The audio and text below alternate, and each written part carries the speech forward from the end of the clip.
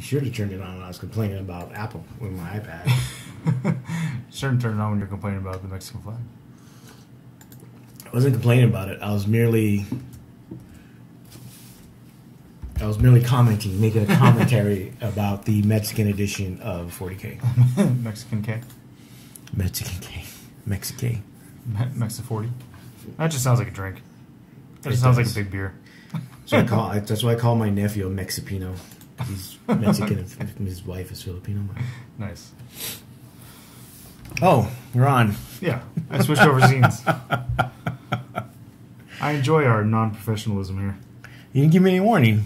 Whatever, you don't need warnings. I do need. I need to get set. You're supposed to do the countdown. You suck. I do. It's fine. You officially suck. Hey everybody, Adam here again. Oh. Again, was joined by John. Just us two this time. Yes. Sorry. If you look on the bottom left of your screen, you can see what John and John. What are you working on today? I got a Dread Knight here. Why? Because is it one of 7?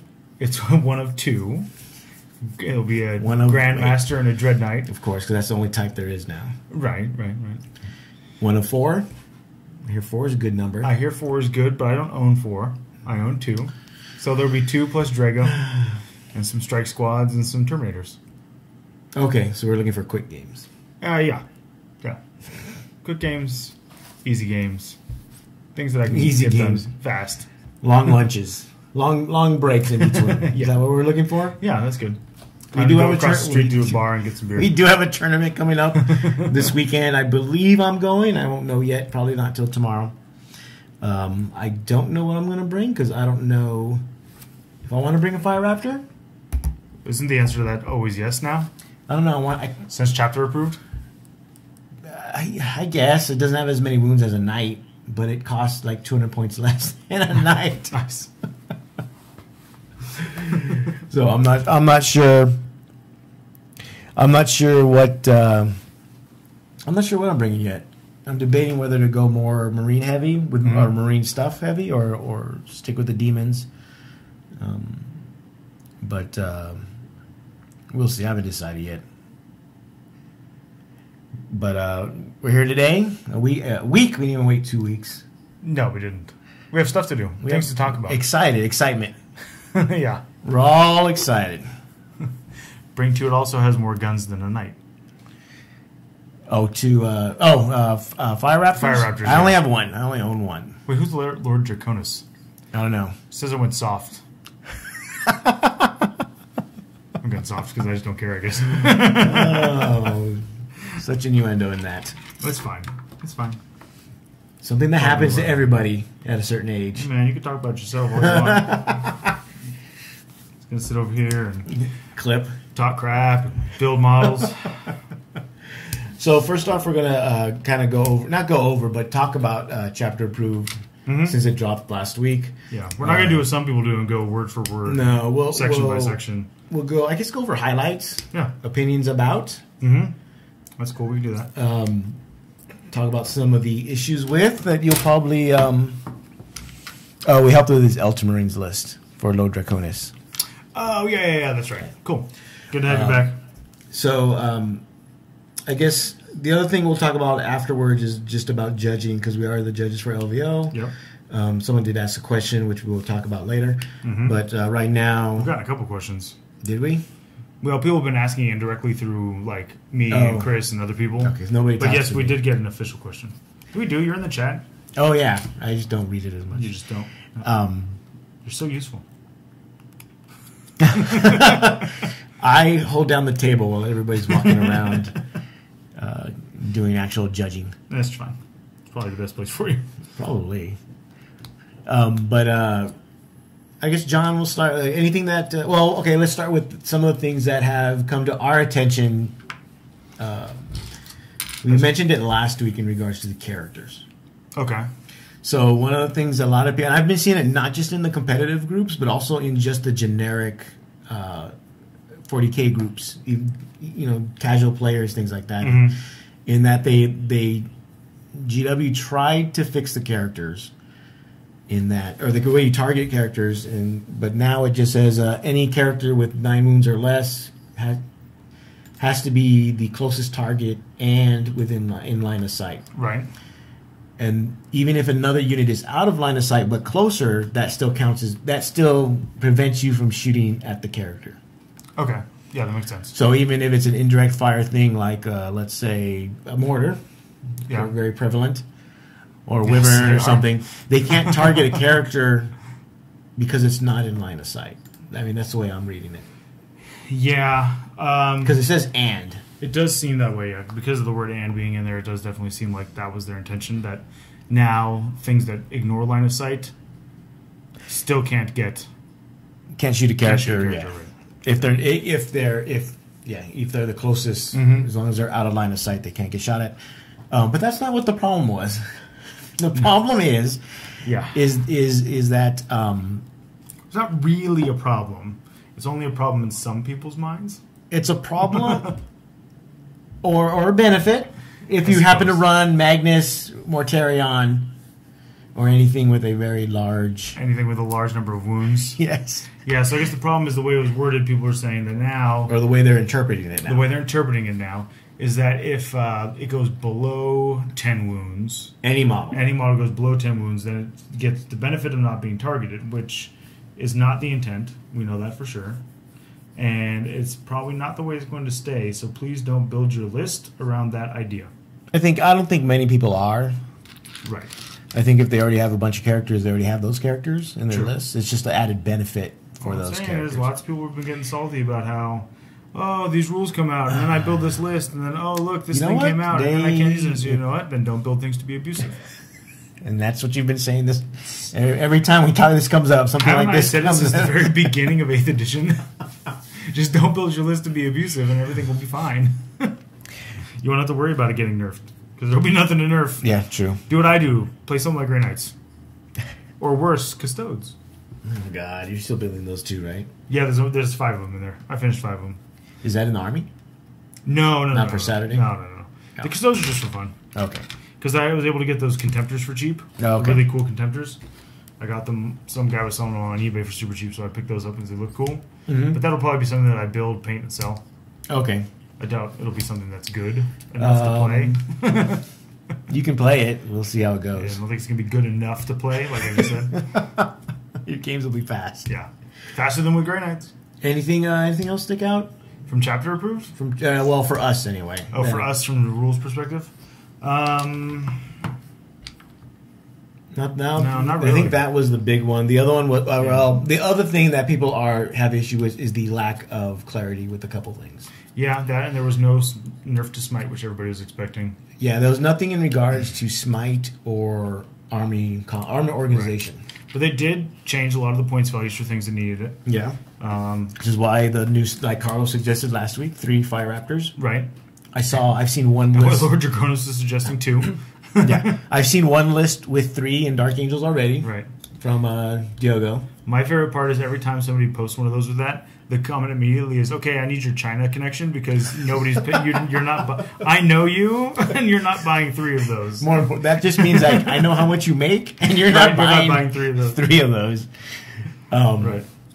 Any surprises with the points? I mean, we all knew the Malefic Lords because they previewed that. They previewed that, thank God, because that was what was needed. I was surprised things like Sicarian went down. Yeah. Oh my God, my brother is so excited about the Sicarian Venator, which is the Sicarian with the giant laser destroyer. Just the regular Sicarian is going to be good. Like I think somebody did worked it out, and they're the same as just like regular Predators now. Yeah, my brother said it's only about 10 points more than a regular Predator. The Venator.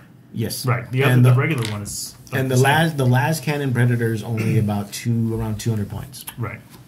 So you get a better armored Predator, basically, and with better guns for about the same price. So I need to buy more. I don't have any Sicarians, surprisingly enough. Right. I guess I got to get 3 of those too. The relic rule is a big tax. You're right. That's not. I mean, we shouldn't just gloss over the fact that there's the relic rule for the Sicarian. Yeah, but Chaos doesn't have that. The Chaos doesn't have that, right? See, the relic rule is only in the Space Marine. Chaos has the Hellforge, but there's not a specific rule for it. So I can have 3 of them. And if I was going to run 3 Sicarians, I'd play Chaos. Yeah. I mean, the vanilla Marines. Yeah. That's why Chaos is the best. Gilliman should be 450. Oh yeah, Gilman's 380. He went up, but 85. That's okay. only like 15 points. Yeah, that's like a Marine. Yeah, we're actually getting some weird sound coming out of that thing. Can you the knob on the end turn it the small knob on the end? Yeah, turn it to the left because that's this. I guess the headphone outlet and it's coming out of there. That is weird. Well, yeah, it's loud. It's fine. Yeah, 385 and Kronos went up 5. Yes. Yeah, it's true. He did. Yeah, 385 is still not probably even 400 maybe. Not worried about it. I don't care. You don't. Well, you're running Grey Knight, so what do you care? That's true. I'm not trying to win these things, so You should. I should. No, we have enough guys that can try to win it. Yes, we do. We've got lots. Anything else? I don't think anything else. I mean, we don't play a lot of the factions, so we didn't really pay attention to a lot of them. Yeah, no. But nothing stuck out like. Well, okay, we can talk about Forge World since that's your favorite subject. That's not Alan's my too. favorite subject, but we can discuss it. For those that don't know, if you don't hate play, Forge World? well, no, I'm not going to talk about that. Oh, okay. ITC has always had a power level ban of 32 and above because the Brass Scorpion was the cutoff. Yeah. Reese had always hinted that just wait until chapter approved and then they're going to drop the power level ban. Yeah. And so what ended up happening was it seems like every Lord of War that mattered anyway literally doubled in price, if not tripled. Yes, that's true. The Super Chicken or the Lord, basically the Zinch Forge World Lord of Change went up almost 3 times. No, he was 700 now. No, twice. Now he's 1,500 points. Yes. Okay, because Super Chicken's because what they 1500. were doing was there wasn't going to be the power level bans because it would basically be pointless to take most of those things. Yeah, you can still Right. take it, but what are you going to take with the other 500 points? Yeah, it's not. Yeah, that's true. That's right. That will be more. Changeling's already 100. You Yeah. get a Changeling and a bunch of Brimstones, but that's not going to do much for you. No, not really. Well, and the Super Chicken needed something to get it out of the game. Sorry, those of you who went out and didn't buy the actual model and didn't play the actual model. Well, they could have bought the Creature Caster. Nobody bought the actual model. Nobody modeled theirs to be the right size. I've only seen. Get out of town. I've only seen none. Every instance I've seen The was real ones? either. Yeah. I've never seen No. them.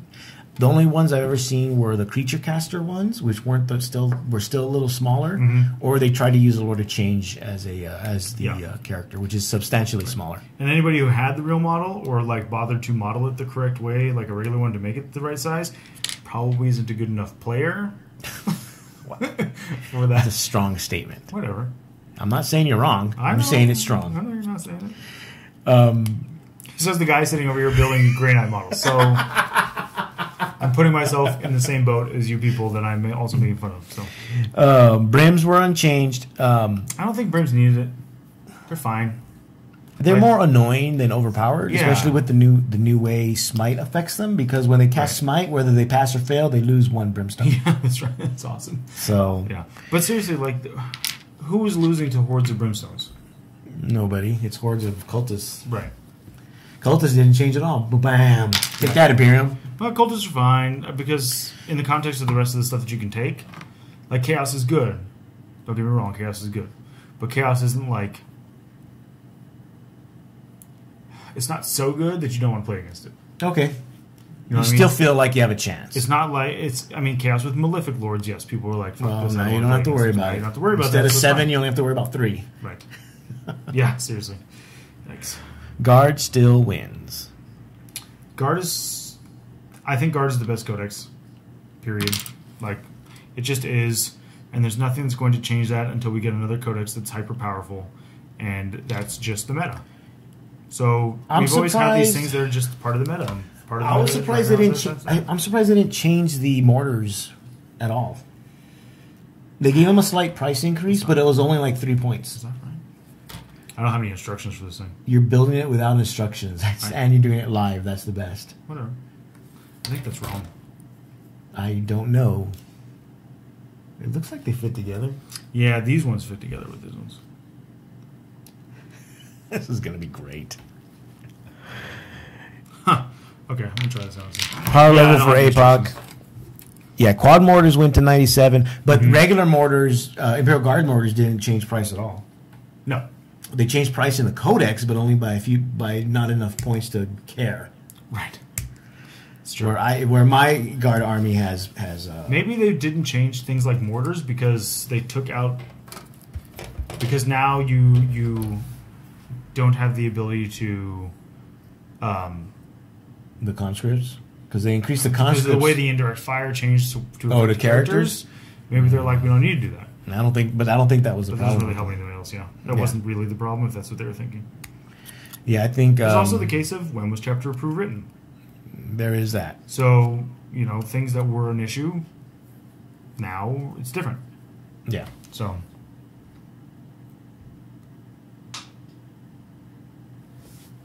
Yeah, so I don't know. I know, and they put the other gods, greater demons in Forge World back to their god numbers. Oh, really? Yeah, so the chick that I used to use is now back to 666. That's up like 200 points. Okay. 250. Corn one's back to 888, and the Nurgle one's back to 777. That's awesome. So they really only screwed the Zinch one because that's the only one everyone really used. Right. Well, that makes sense. Really. Nids are insanely strong. I think Nids are strong too. I just don't think people have had time to figure it out. I know there's been a couple of comments about how Nids aren't going to be competitive. I don't know. But I don't think there's been time. It's just not. I think in an RTT they can be strong. We'll know in about hopefully you'll see on Saturday. We don't know if anybody's going to show up with Nids. Danny can't come, right? No, but Andrew might. Dickinger? Yeah, with his Nids. So we don't know. We haven't really seen anything yet. Personally, I've seen other RTTs have Nids come out on top.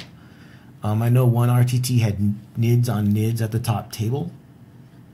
But in terms of a grand tournament where it's 5 rounds as opposed to just 3 or 6 rounds or more, I don't know if they can last that long as they get against harder and harder opponents. That may come down to the person operating the list, the army. Yeah. Yeah, I mean, I think a good enough tier into player is going to be just fine because now they actually have tools. Yeah. And the tools are effective and useful, and I just can't imagine them not being at least somewhat competitive. Because so far, of all the books that have come out, the only one that's not hyper competitive is the one I'm currently building. Grey Knights. Right. Yeah. But and even that, you see them, and you see them do fine. Like they're not winning events, but you see them doing fine. So it's not that big of a deal, really. Yeah. So I don't know what. I'm pretty sure I did this right. For the record, I'm pretty sure I did this right. We'll find out, hopefully, at the end of the cast. No, I don't think I'll have it done by then. Okay. I don't have the instructions. We'll find out tomorrow. When I got this from Travis, and Travis didn't have the instructions, I assume, because he doesn't need them. He's probably built a bajillion of these things. Yeah. So, I didn't ask him for the instructions either, to be fair, but yeah. Okay. I'm sure I can do it. I've built enough models in my lifetime. They adjusted some of the Malefic lore, and I think they adjusted some of the other Forge World stuff, but nothing. The only other shattering was, like we mentioned, was the Raptors. Okay. They talked about the missions. Okay. The new match play missions. Yeah. Which are just variations of Eternal Wars and Maelstroms. Which I'm kind of disappointed about. Me too. Because I was more. I was hoping for 6 new missions in the vein of what they do for Age of Sigmar. Yeah, I was thinking the same thing. I was hoping for something more along those lines. Yeah. So I was a bit disappointed. I'm not. I don't know. It's not my favorite thing. Yeah, it's still. It would be cool if they came out with different style missions. So there is progressive mission in Eternal War. Yeah, no, you're right. There's a progressive mission in Eternal War, which is something we've talked about, like a first past the post. Those progressive style missions. I just wish that there was.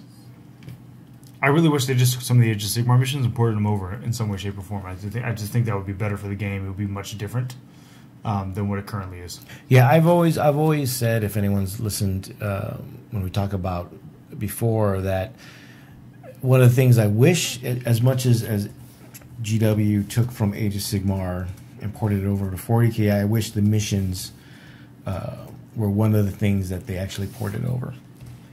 And you can see that. You can see what I mean by if you look at the new ITC missions.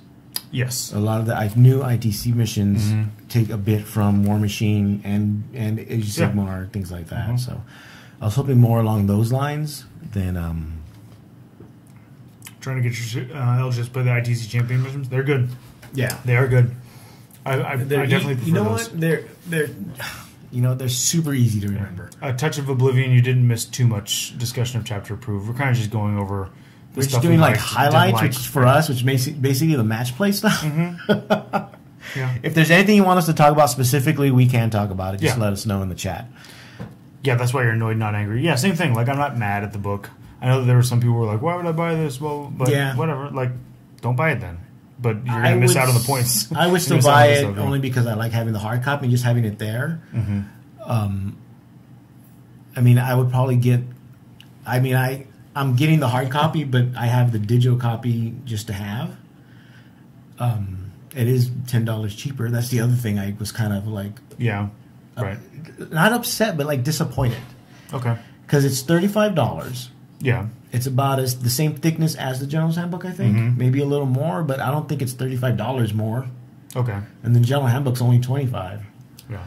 Yeah, I don't play as much anymore right now, although I'm playing in the tournament this weekend. I think we've discussed on the show before. I have like an off season. Yeah. I barely play between September and December basically. It's just a time where it's too busy for me, and if I feel like I'm pressured to play because I like have to, then I want to play even less. So, Scan, you're just jealous because I'm doing this instead of playing PUBG with you right now. That's all. Yeah, fortunately for me, I've been able to play about every week with my brother. Although now going back to work, it still may be limited, but we'll see. I don't know. That's fine. I can probably still play. Doesn't matter. You'll figure it out. You always figured it out before. Yeah. Plus, isn't soccer over for you? Yes and no. Oh, okay. My team is done, but I still ref. I'm supposed to ref on the day of the tournament, but I think I'm going to play 40K instead. Yes, you are. Because I'd rather get yelled at by one person as opposed to a whole team. Who's going to yell at you at a 40K tournament? I don't know. Well, that's if I'm judging, I guess. Or you're going to play, right? Not judging? No, I'm going to play. You know, I never got yelled at while judging. I got told this is bullshit, yelled at this is bullshit by someone. At LVO? Yeah. Last year? Yes, we talked about this. That's why, because you guys abandoned me. Oh, that's right. It was, you're fine. He was frustrated, I understand, but... You survived. Next time, don't cheat. Seriously. Don't cheat, then you won't get disqualified. Simple as that. That's like the guy who got mad at me because they told me... The several guys got mad at me because I told them they could not disassemble their riptides at the waist with their magnets and make them fit places they can't fit. Yes. So... Oh, yeah, the Primaris point reduction was the other big thing. Oh, yes. Okay, good. Yeah, Primaris are kind of playable. I'm actually waiting for the DA Codex and see what Dark Angels are going to have because I have a bunch of unbuilt Primaris Marines. You going to sell them to Tom? Because Tom already claimed Dark Angels. Tom can claim whatever he wants. He's still going to play Tau. He's not going to play Dark Angels. Whatever. He was already talking about Tau on his on our chat. You know what? Tom can claim what he wants. I can play what I want. Wow. There you go. Play with my toys. So what we're saying is whoever gets first to the tabletop wins? No, neither of us is going to win. What are you talking about? No. Win the rights to play that army. And then we'll make Tom play. There's no rights to play an army. Oh, my God. Come on, man. You got to go with the joke. I don't know what the joke is. The joke is to make Tom not play that army. Oh, yeah. Well, he's not going to play it anyways. Like we were just saying, he's going to play Tau. Yeah, I know. Scan, you got to come down and play at Game Empire again. Because that's where... He used to play a lot in 5th with us. Oh, okay. He's Santa Clarita, one of the Santa Clarita guys. Okay. And but yeah, you got to come out and play with us at the old store and come play tournaments again. They're fun because you're fun. You're fun to hang out with. So one of the other things we noticed with that they put in chapter approved, they also put new rules for, or put in the rules for the fortifications. That was the other rule that came up. Oh, the fortification rule? Yeah, because they put all the... I didn't see that one. Which question was that? The question was Can you put models on top of fort? That's right. On the barricades or or the Sky Shield landing pad. Yes, because none of them say you can. Right. And they're technically models of an army. Right. Like the Bastion. Right. Or the Sky Shield landing pad. It says enemies can go on, I think, but it doesn't. So people are saying that you can't put your models on top of the battlements. Yep. Because it says you can't. Yep. So that's I'm going to argue that. Sure. No. I'm sure it'll get fixed before LVO. So, to be honest, I expect FAQ before LVO, so don't build those armies yet. Yeah, seriously, guys. If you find stuff that seems super broken, stop building it. It's going to get nerfed. It's just going to get nerfed. Scan, are you saying it's an easy win to come to our store? Wow. Maybe for some. But then he goes on to say he hasn't won since 1999. So there you go. Yeah. They also mentioned for those of you that play leagues or want to play a league, which we were talking about in our group chat at one point. Yep. It also gives you was it a ladder gives league? You rules for a ladder league, which is the leagues that I always run, or I always used to run when I ran them. Mm-hmm. They're super easy to run. Everybody likes them. Everybody's got a buy-in. They get a big crowd. It's competitive based, and for a store like where most of our team plays, it's good because everybody likes the competition. So, yeah, easy win for Andy. Yes, Chris. Andy used to win all the tournaments back in basically. Yeah, I'm looking at the buildings, and it has fire points. Do I think Eldar will spoil guard? No, I don't. I think that what's the range of the Reaper launchers? Is it 36? I don't know, but even if it is, I just don't think. I don't think any current army that's out has the tools to consistently beat guard. Chaos can do it, but also Chaos loses to them a lot. They're 48 inches. 48, but they're not. Eldar, they're not indirect. Eldar can beat guard. Of course, they can beat guard. I don't think they're going to be a consistent spoiler to guard. I think we're in a situation where guard's going to be good until the next good counter comes out. But then again, we also don't know what Tyranids are going to be able to do to him. There hasn't been enough time to see it. Somebody's going to figure out something that is like the rock to their scissors. You know? Yeah, because if he's saying if you take the Alatok, you're at -1 already. If the various different units or I think it's conceal gives them an additional -1. Okay. So you're normally at, depending on, like Jeff's army. Yeah. If Jeff's army was all Alatok and some of the stuff had like Shadow Specters, sure, -1, naturally. That's true. That type of army might be, but I think Eldar in general won't be. And I think a list like the Alatok would be good against most things, so that it's possible that if you see a lot of people playing that army, that yes, we could see a situation where Eldar gets spoiled that way, or guard gets spoiled that way. But I don't know. I guess I haven't seen Alatok on the tabletop enough to determine whether or not it's going to be good enough. Yeah. I'm happy that Yannari is basically dead.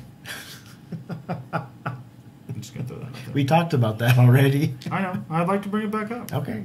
Because I really hated Yannari. I think I hated it in the fluff as like a fluff trope.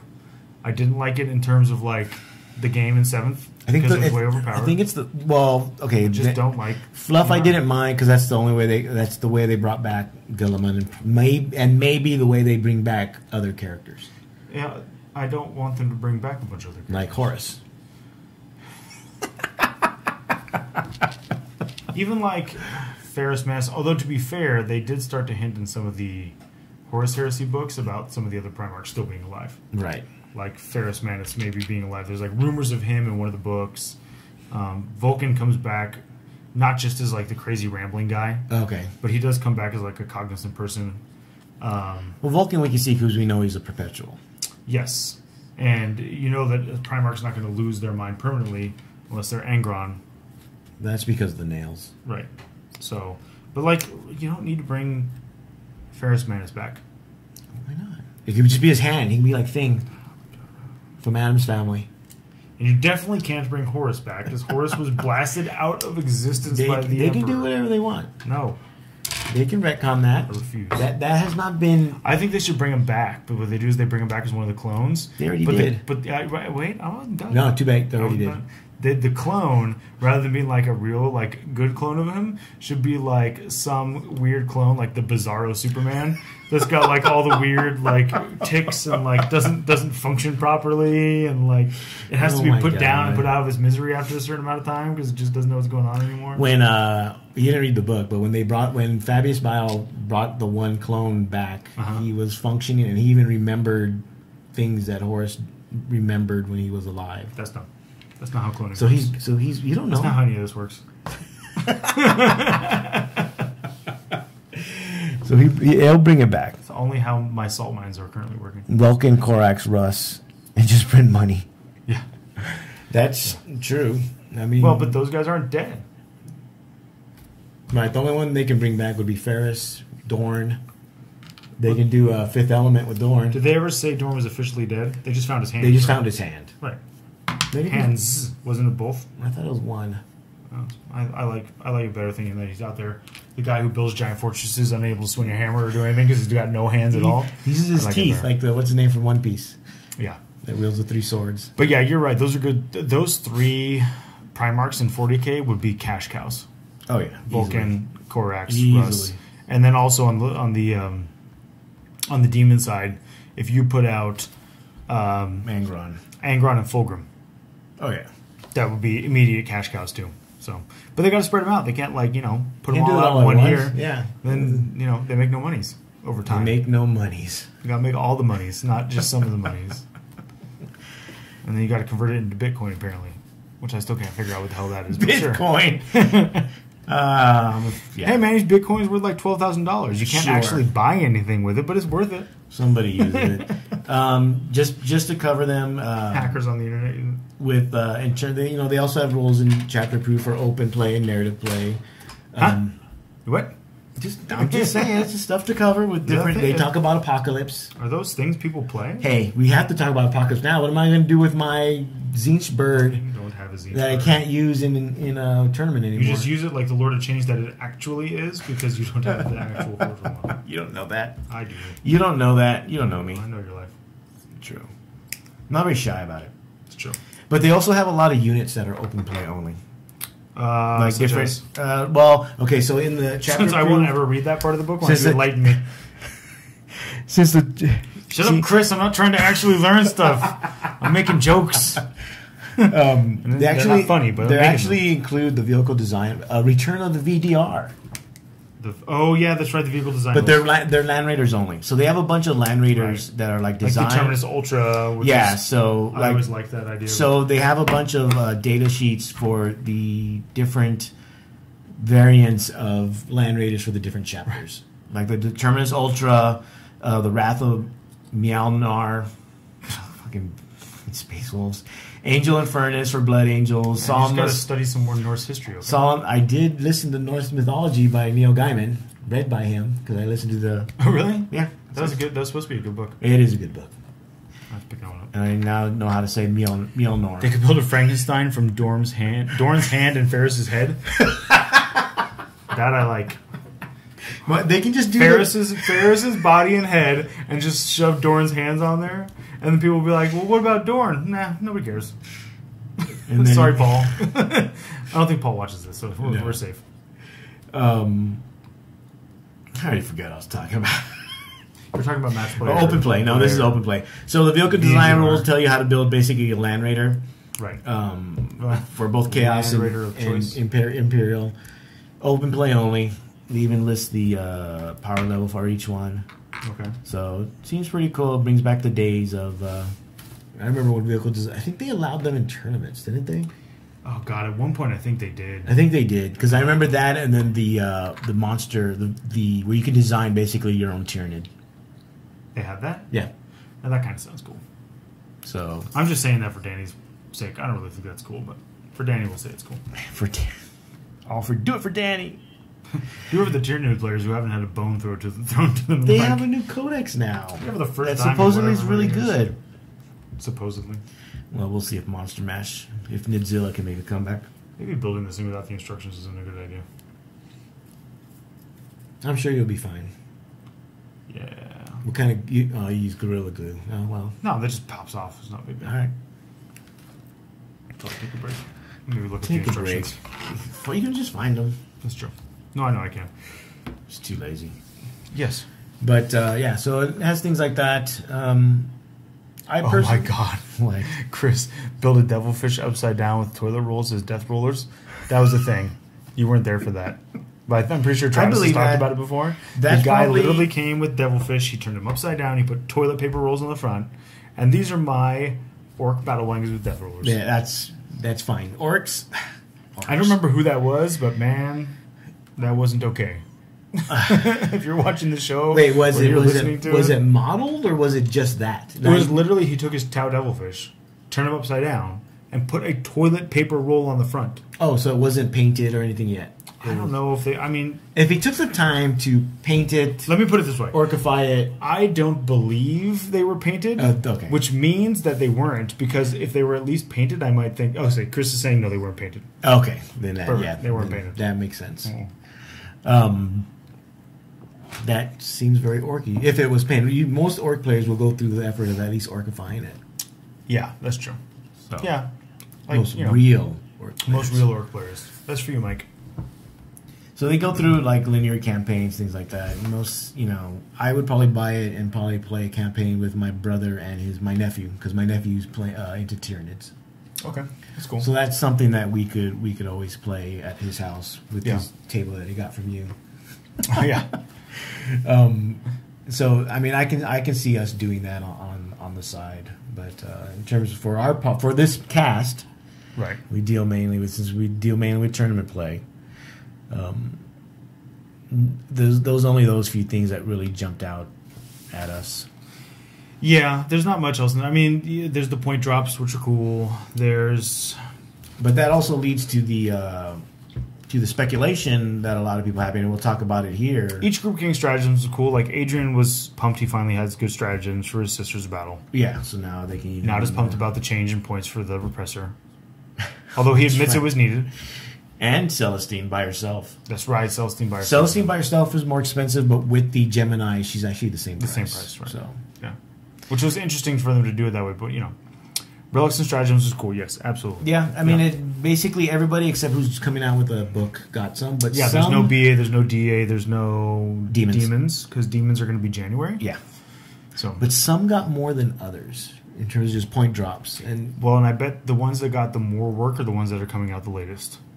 right, so that's why some people think. I think Space Wolves was one, right? That's Space Wolves, way down the Orcs. line because they got tons of stuff. Space Wolves, Orcs, Necrons, Orcs. Necron, they didn't get, I don't think, any. I know the pylon was pumped up by 50 points. Yeah, the poor Necrons needed a price drop on everything. True. Well, Or a couple of- are they one of the ones getting the book?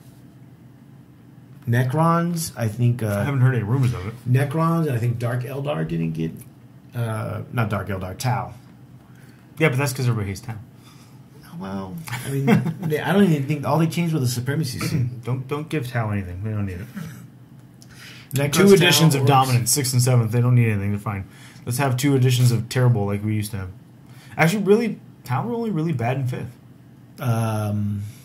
Yeah, they were good in 4th. They were good in 4th. And 3.5. I don't remember them in 3.5, but I played. It was a I 4th played edition book. Battlesuit Tau in 4th for a little while. That's They more or did the less. jump shoot Yeah, jumping. no, they were good. They were good in that too. Oh my god! Back when I played good armies. Straight 10 battle suits or railguns. Yeah, when I came back and found they're only strength 8. Oh, thank God! Yeah, right. I was like, okay, Strength 10 railguns. I can handle Good. strength 8. Yeah, they were orcs in 3.5. Okay. Orcs in 3.5. I think played. he's saying that Tau was okay in 3.5. Oh. I think he just messed up with them. Um, Fucked up as they were, which is why I quit. Andy quit. Yeah. I thought Andy played Tau. Did Andy play Tau? No, I guess not. Some of that. But there's not much else in there, no. no, I mean, it's fine. It's a great book to pick up if you play one of the factions that they redid.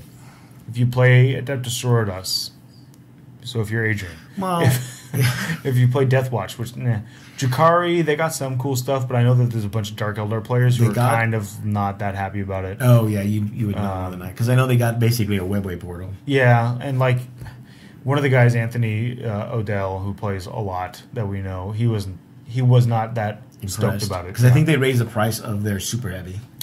Their Forge World Super Heavy, that's actually really good. Tantalus, whatever that thing is, the Tantalus. It looks nice when it's painted. That's why I say... So if you played Space Wolves, or if you play Orcs, Necrons, Imperial Knights, just looking at the list, like the only thing that stands out there is like a quote-unquote good army even from the past would be like Imperial Knights and Space Wolves. And Knights just got the relic, and that's it. I don't think they got any price changes. No. Well, they didn't need it. I mean, Knights are good, so that's fine. Not tournament winning good. No, but if you put one in a list, it's probably not terrible. A bunch of the advice I got when I was building the Grey Knights, and I was asking for advice on lists, was adding a knight. Like you can just take a bunch of strike squads and a knight. Okay. And I guess the strike squad, the bolter spam, is like a big thing because of the stratagem. They have the one stratagem where it increases the bolters. Oh, they get the side bolt ammo. They get the side bolt ammo as a stratagem. Oh my god! I if you have Drago too, because Drago lets them reroll all their hits. Yeah. So like I guess bolter spam's not terrible, which is kind of what I'm running. I'm running a bunch of bolters. Okay. A bunch of bolters and side cannons and. Yeah, because they wound even on vehicles. They wound all that on 5s instead of like 6s for las guns. Yeah. Not entirely bad. It's not great because they need a lot of psychic stuff, and I did not pay attention to psychic stuff at the beginning of 8th. Because I do what I always do. All my armies, I think we've talked about this before, but all my armies are designed to ignore one phase of the game. Because I don't want to deal with it. So I always think that if I can cut something out, then I can focus on the other things. So like I love drop pod armies because I don't have to worry about deployment. Okay. So in 6th I played all the drop pod armies. My Necrons, never worried about the psychic phase because it was all Kron Air in 6th edition. Okay. My Nurgle Demon Flying Circus in 6th edition, no shooting. Didn't ever worry about the shooting phase. Okay. You know, so that was kind of a running joke for a long time. The place was that there was what are you playing? So what phase are you not worrying about? Right. The only one that didn't work for really was my non-drop pod Space Marines. Okay. And when I started to run Wolftide for a while. Yeah. Because Wolftide needed everything. Oh, even no, Wolftide didn't need the shooting phase. They didn't need shooting. They needed those heavy psych. Yeah. So, I guess that's not a good example. Could you comment on the silly lion and the wolf stratagem? Oh yeah, it's fine. So, come on, you know it. Right? For those that don't know, there's a stratagem in Dark Angels that what you do is you pick I think it says a model, or no, it says you pick a character. Yeah. You pick a character from each army. If you have a unit, if you have a force of Space Wolves in your army. Yeah, and you're playing against Dark Angels. No, not playing against. If in your army, I think it was. Is it just in the army? I'll have to look at it real quick. But either way, you pick a model from each one, and if you pay, I think it's 1 CP, and if you roll on a 4+, they take a mortal wound, so you want a multi-wound model, but they get an increase in their stats. Yeah. If they survive. Yeah. Oh yeah, he's saying same army. Yeah, same army. So you take a patrol of Space Wolves. Yeah. You're not going to see anybody using it. I mean, you're just not. It's not a good thing to spend a CP on, and CPs are like the precious commodity of 40K. Yeah, but they're the Bitcoin of 40K. I guess. I still don't understand how that works. Exactly. Because don't try to explain it, Chris. A lot of people don't understand. Don't try to explain it. Nobody in the chat wants to find out. Yeah, so it's just one of those things they threw in there. But they always had the lion and the wolf like stuff in the codexes. They always had like little blurbs in there about it. In the fluff, yeah, it was always in the fluff. They did it a couple of times. What did they do it in? They did it a couple of times as like joke stuff. Maybe it was in White Dwarf. They gave you rules to do it. If I remember right, they gave you rules for how to do the lion and the wolf challenge at some point. I don't remember where exactly it was. I remember them doing, I don't want to say if it was a battle report or seen a battle report years ago where they did that just as a one-off joke thing in a White Dwarf where they made their champions fight each other. Yeah, something like that, yeah. It's always been a thing. I'm going to have my Deathwing champion fight your Bloodclaw. Yeah. It's always been a thing in the fluff since 1st edition. Yeah. Well, and it all comes out of this stupid white rivalry that existed the one time that it was from it's in the fluff when the they talk lion about couldn't take a joke and he knocked out Russ. No, what it or was it the other way around? No, what it was they were both attacking a place, and I think the Dark Angels attacked, or no, I think Russ attacked, and the lion wanted like to hold off to be tactical, and Russ is like, well, fuck this, I'm just gonna go attack. Yeah.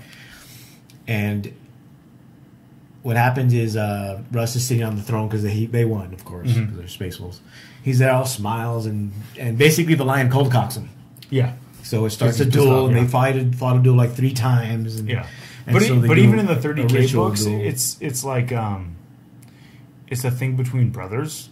Oh yeah. And that's why I was like, it would be hilarious when they did the end of 7th and they were doing the end time or the end times, like whatever. the destruction of Fenrir, the Fenrir system and stuff. Oh yeah. And I was saying it would be awesome if at the end of that is like Gilliman's back. It would be awesome if they were like had the lion wakes up and Russ comes back from the warp, and the two of them look at both of their like groups, and they're like, guys, what the fuck? You took this rivalry way too far, guys. Like, seriously, stupid changeling. Yeah. The changeling ruins everything. I think that's the point. He ruins every list. Every list. He ruins in the fluff and on the tabletop. All my tournament experiences. He's gonna ruin all your tournament experiences. Change is good. I use change. Elvio. Chris, you missed. Somebody mentioned Bitcoin again, and I begged you not to explain it. The Alliance accepted the duel from the Space Wolf dude. Great part of the book. Oh, okay. Yeah. Yeah. So let's move on from chapter approved. Any other? No other. I'm hoping. Let's move on. John says we're done. I don't know, whatever. It's fine. I mean, it's a good book if you have stuff you need from it, and it was great for the points drops. I mean, like, since I'm obviously doing Grey Knights, it's cool that the Terminators went down 5 points, but like, it's not. BA Blood Angels. Thoughts go. It's a book that's designed to make units that aren't supposed to be good at assault average at assault. So that's your initial take? It's the classic Blood Angels problem. That's my initial take. Now, I haven't seen the book. Yeah, it comes out this week. We don't get a preview copy, so we're not one of the podcasts that's seen the book. Okay? But from what I've heard from the guys I know who have seen the book and have the book, yeah, it's going to make things like your Primaris Marine is really good at combat, but this is a game that's not about close combat. As much as I would love it to be, and as much as like you see people doing well with massive amounts of cultists, you don't see people doing well with massive amounts of berserkers. And berserkers are amazing in combat. Yeah, 1 or 2 units are amazing. 1 or 2 units, fine. A whole army of them, and that so Alpha Legion berserkers still better. Yeah, I think so. But I also think that because you're going to take let's say you take Blood Angel Primaris Marines, right? You're taking these Primaris Marines, and you're taking them for their shooting prowess. Yeah, and what you're buffing is their assault, their strength. Because if they have the Red Thirst, yes, they suffer one or the other. They don't suffer they suffer the rage or the thirst. Or the thirst. They don't suffer both. Right. Like regular Marines. This is why I think that the Dark Angels book will be better. But then again, I think the Dark Angels book has been better than the Blood Angels book every single edition. Whoa. Even when the Dark Angels book sucked in 3rd. No, I'm not going as far back as 3rd. Oh, because they sucked in 3rd, so much so that they had to write a 2nd edition. Yeah, I'm not going as far back as 3rd. in like from 4th forward. Okay. Yeah, even in 5th, the Blood Angels in 5th were not as good as the Dark Angels in 5th, I think. Well, it depends on when in 5th you're talking about. When Blood Angels first came out in 5th, they were really good. There were a couple of really, really good lists. Yeah. But they really quickly lost their edge. Well, okay, at what point did they come in the 5th cycle? Like in the middle, beginning, or end? Yeah, they were somewhere in the middle. They came in when Razorback Spam... Yeah. He just mentioned. Okay. They came back in when the Razorback Spam was still good. So before, and then once Grey Knights dropped... They were post Space Wolves. Okay. So Space Wolves were still pretty good at being able to wipe them off the board with their missile spam. Right. But their Razor spam was really good. Yeah, it was the middle of 5th. Okay. They did pretty well at Ard Boys the year they came out. We held the semifinals for Ard Boys here with the big group, and there were several Blood Angels at the top tables of that, but they didn't win. What one do you remember? Was it Leaf Blower? I think it was David Fay's Black Templars, missile spam Black Templars. Missile spam. Again, it was missile spam Black Templars. Yeah. Yeah. Yes, before Grey Knights. Mm-hmm. Yeah, because Grey Knights were towards the end. Yeah. That I do remember. Mm-hmm. So, I don't know. The Blood Angels Codex, we'll see. Like, I need to see it. I want to see somebody play it. I know Darian's probably going to play it. He's excited about Dark Angels. He was excited about Blood Angels until... With a +1 to wound on plasma weapons. Mm-hmm. Yeah. So now I have damage 3 plasma? Yeah. Or +1 damage. I told you, man, I'm happy that I have all those unbuilt Primaris Marines in there, and I think I even have one full box of the Hellblasters, right? Is that what they're called? Plasma guns? The plasma guns. So I've got the 5 from the starter set, and then I got one of the boxes. I got one of the boxes that's the full 10-man squad. Oh, wow. Okay. It was on some guy sold it on eBay for like $20. Oh, wow. Every now and then I like to scroll through eBay all the time because you can find... eBay used to be the Wild West where you could get everything for super cheap. Yeah. But now, every now and then, you can find a guy who either doesn't know what he wants or wants to just unload it for whatever. And he had the box of 10, and it was $20. And that was... So I have 15 Hellblasters. So if it ends up being as good as everybody's thinking... Dark Angels? You can see a lot of Dark Angel armies? Yeah, I think so. I think you'll see a lot of Blood Angel armies. At first. I think that they're going to be good. They're not going to be the meta-changing thing we were talking about, like to bring down IG. Yeah, because the people excited about Blood Angels, here's where you can tell the difference. The people excited about Blood Angels are Blood Angel players. Yes. Yeah. That we know of. That we know have been Blood Angel players. Like in our area, Danny Kwan, Chris Morgan, one of the other LVO judges, who does the Forge the Narrative. Yeah, they love it, but they're all Blood... 2 or 3 of them are Blood Angel fans. Yeah. So... But yeah, Chris loves it, but he was gonna play the Codex whether it's good or bad. Yeah, to be honest. Yeah. Danny Kwan would play it whether it's good or bad, I'm sure, at first at least, until he realized that if he couldn't win with it, he'd switch, because Danny likes to win, too. He's not just strictly Blood Angels, so... 20 Hellblasters with Ultras. Now with those point reductions. Oh, Jesus. That's a lot of plasma. That's good. I mean, it's good, the range especially if you've got Gilliman. The range is still 30, right?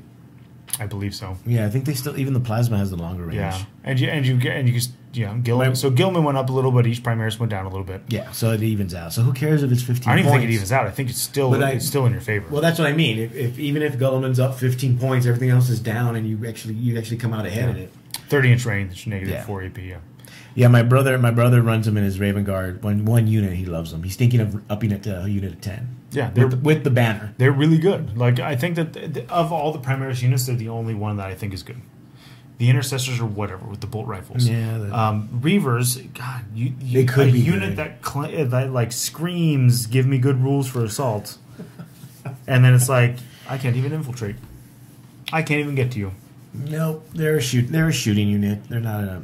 I mean, maybe the Blood Angel book, or if the assaulting unit was good, then assault Centurions would be good, and they're not. That's true, because they only have, I think, 2 or 3 attacks each. Yeah. The problem isn't what they get their abilities. The problem is the number of attacks they have. So even if you have Intercessors, Inceptors, Hellblasters, whatever that can assault and do +1 to their strength or +1 to their damage, with only 1 or 2 attacks, it's like, who cares? Going against 40 cultists, they're not going to do much. No. That's why Berserkers are so good. They're strength 5. Well, and the problem with all those cultists is if they can get wrapped around you, you're stuck. You can't get away. Yeah. So or they can just leave with the stratagem. The cultists? Yeah, I just use tied traders and they just. Well, why would I use tied traders if I can tie up your super expensive unit? Oh, because I want to shoot at them.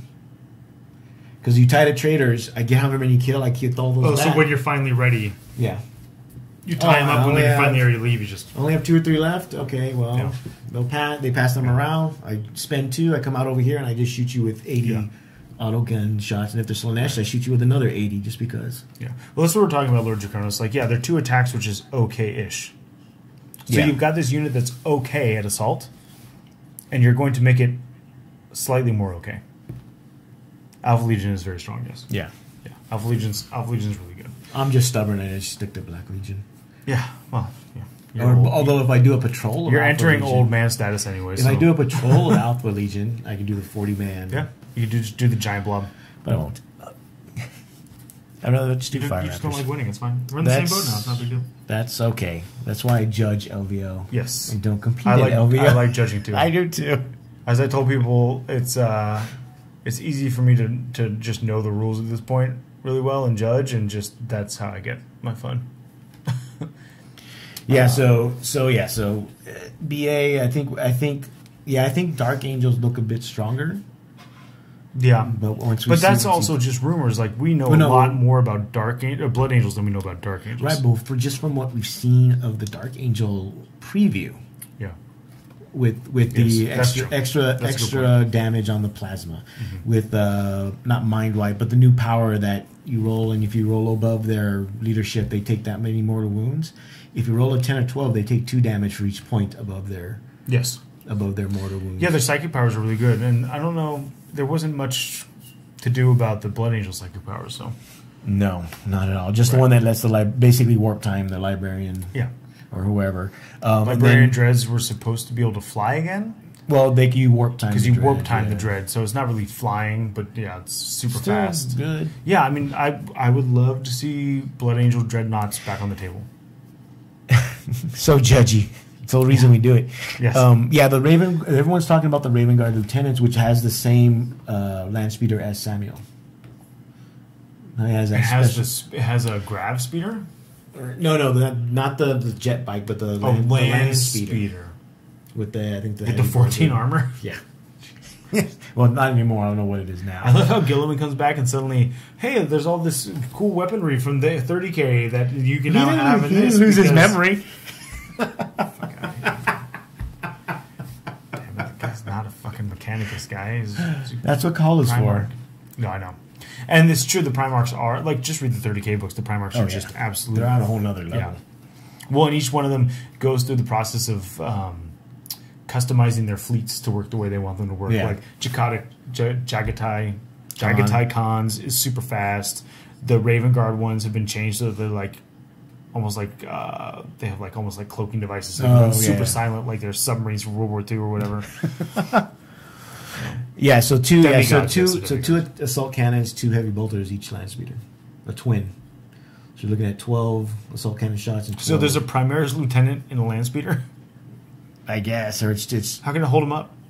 Are they supposed to be like bigger? I don't know. Is he the only one in the land speeder? I don't question. I question. I'm salty about it. Why are you salty? You're gonna play that army, right? You're just gonna have to buy. I like land speeders. You have to buy 3 boxes of Samuel land speeder. I don't like land speeders are stupid. I don't like land speeders. I used the Samuel land speeder when I ran Raven Wing. I mean, I had land speeders, but I did not like running them. I had them 3.5. I had them for Battle Company in 7th because you had to take something, and I didn't want the attack bikes, and because I think the land speeder was better. But you know, my brother likes the land speeder because he uses the stratagem. He's surfing the land speeder. I'm going to model it that way. That would be hilarious. My brother uses the land speeder in partnership with a whirlwind because there's that stratagem that you auto hit. Mm-hmm. So if you use it with a Scorpius, which is 3d3 shots, okay, and the auto hit.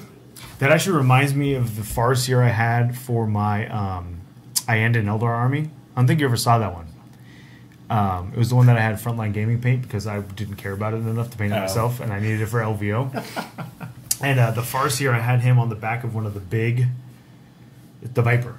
Oh, okay. So the Viper, the Farseer stood on the back of the Viper where the gun is, without the gun, with like his giant spear or whatever and stuff. So he was staying there like he was like surfing around on the back of the Viper, like Teen Wolf. Not holding on to anything. Yeah, I like that. It was cool. People like that actually. Scorpius. Yeah, with the Scorpius. Mm-hmm. That's the relic or health. Yeah, that's true. Whirlwind. I have to get one. I sold mine to my brother. So. He's right there. Just ask for it back. No, I already did. He said he would charge me more because it's technically painted, even though he's playing Raven Guard. I'm playing Black Legion. Well, and it's better now, so the stock went up. That's what I mean. He's a smart businessman. Right there. Why is your brother not a judge? He's clearly the smarter one.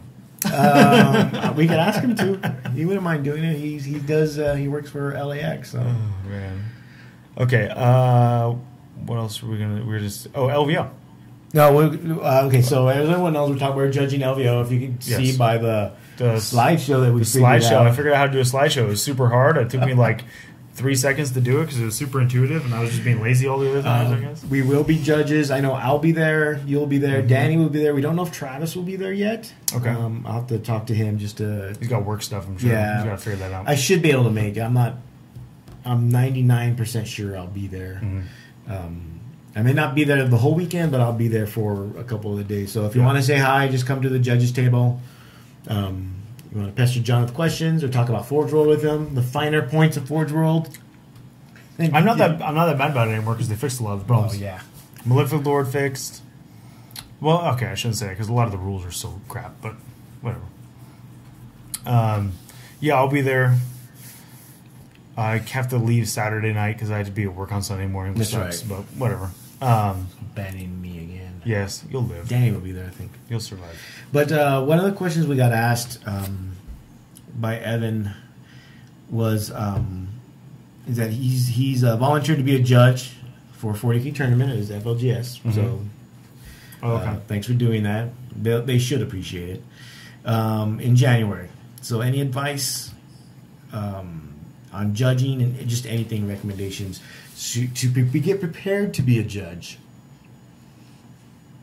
Be a soccer ref for a couple of years. Get That used to actually people helps being a mad lot. at you. Yeah. Okay, let's start with preparation. Now, it depends also if you're the TO or just judging, because we're just judging. We're not the TOs for LVO, so we don't have to worry about logistics. Okay, we shouldn't have to worry about it, but there are times where we have to help out with whatever logistics. Sure, and that's not a big deal. That's not. But at a local, normally, Like, we're not worried about the signups. We're not worried about making sure the stuff gets loaded into the BCP app. We're not worried about getting the table set up. Like, they've got that stuff covered. Yeah. At LVO, like if we're there that day and we help them set up tables, we help them set up tables, obviously. But we're not in charge. The reason I'm showing up late. Yeah, of course it is. We're not the guys in charge of that. I showed up late last year, so I didn't do it either. But yeah, so if you're just judging the event, that's different. If you're also the TO, have things in mind like adequate amounts of terrain, good mats, especially with this edition. Numbers on the table, so that you can tell people which tables to go to. Make sure they're numbered, so they know. Yeah. You should if it's an ITC event, you should get into the ITC event organizers group so that you can ask there. Yeah, there's a Facebook group for ITC event organizers. So make sure you look for that, or just contact Reese or Frankie, and they can probably invite you. Yeah. Or if you know somebody already in it, then ask them. It is a group that's regulated who's in it because it's for that specific purpose. Yeah. So but as far as judging goes, be ready to have to put your foot down. Yep. And tell people no. And they're not going to like it, but you have to tell them no. Like, there's times that you have to tell somebody they're not allowed to disassemble their magnetized riptide. And they're not going to like it, and that's too bad. But also, don't be mean. You don't have to be mean about it. You just have to be firm. Yes.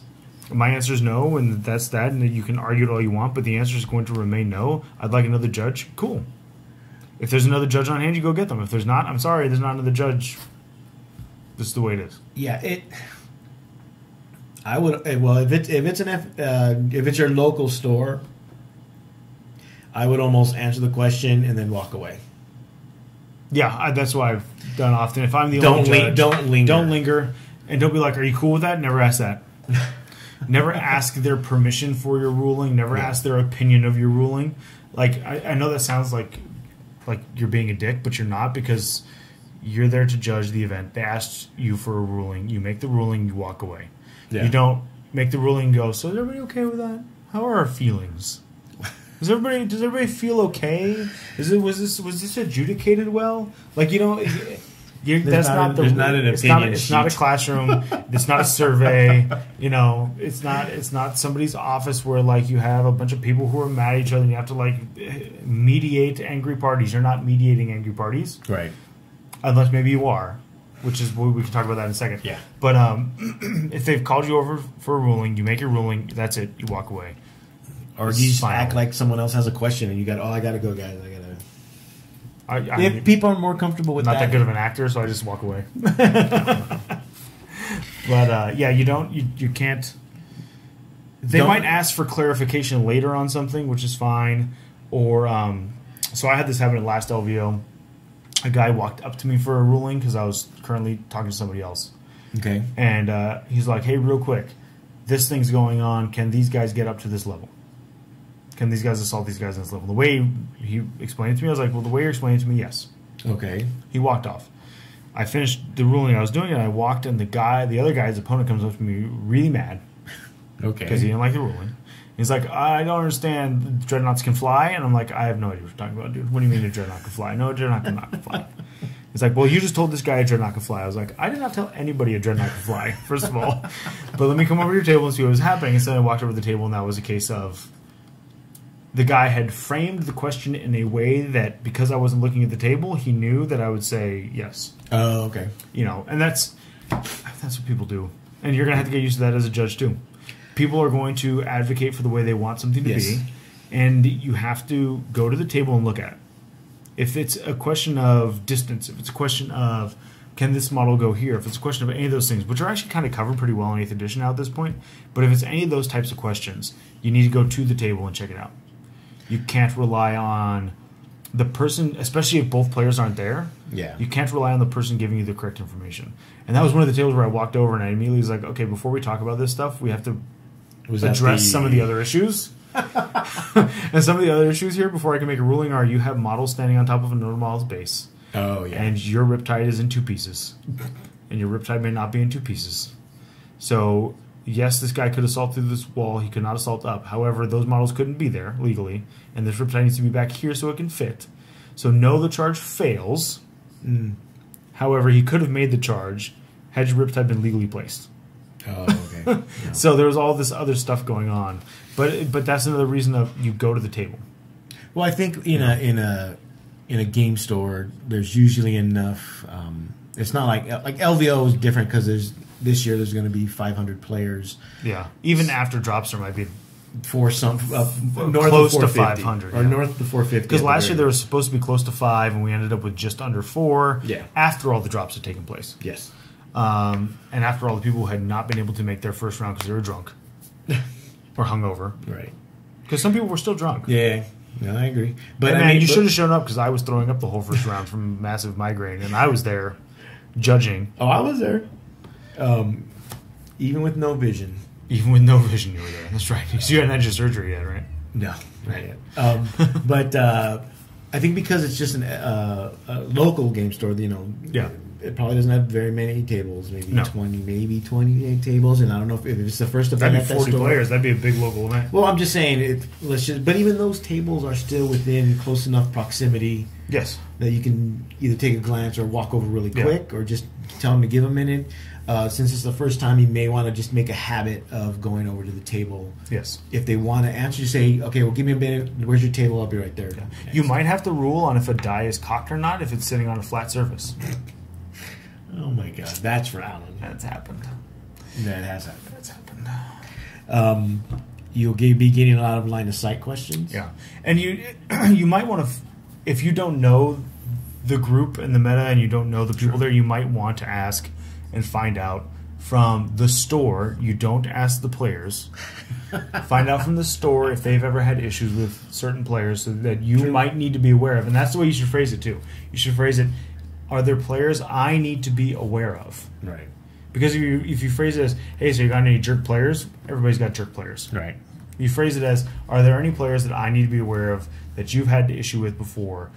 Anybody you've ever banned for a period of time, come close to banning for a period of time. Or if other players have just talked and complained about Right. certain players. Is there anybody who's clearly an issue? That way you can just, and it's not to give you a bias, it's to make sure that you're aware that player might be there so that you can be aware that that's an issue and that's something that the local group has struggled with. You want to know what the local group struggles are.